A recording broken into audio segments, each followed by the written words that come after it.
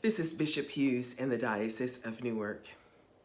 Lately, everywhere I go in the diocese, whether it's a Sunday visitation or gathering over a special service or meetings that I attend, almost every gathering I have been to in the diocese recently, I'm bound to be asked by someone, and sometimes it's several people, what is happening with the visioning process? Is something going to come from those meetings that we were in? And what they're referring to is the listening sessions that have happened with the visioning team, where they went into many of our parishes and also online for people who couldn't go to a meeting at a parish, asking questions about what they thought they needed in order to do their ministry. What did they think they were called to? Who are we called to be as diocese?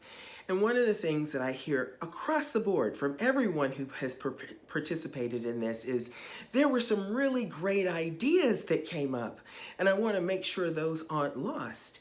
What happens to all of those ideas? Well, it's a good question to be asking, and while we have laid it out there in the communications that come across in our newsletter, sometimes we have to come across things again and again and again before they actually sink in. It's a process. It was not a one-time event. That was the first step in the process. That visioning team has now taken all of that information, collected it, put it into batches, in essence matching up responses that seemed similar, and come up with some areas that it seems like the diocese thinks are very important.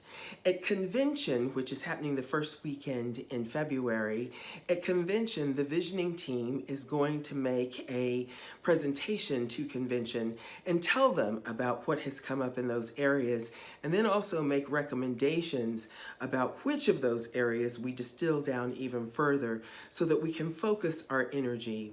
You know, as my mother used to say, you can do anything you want to do.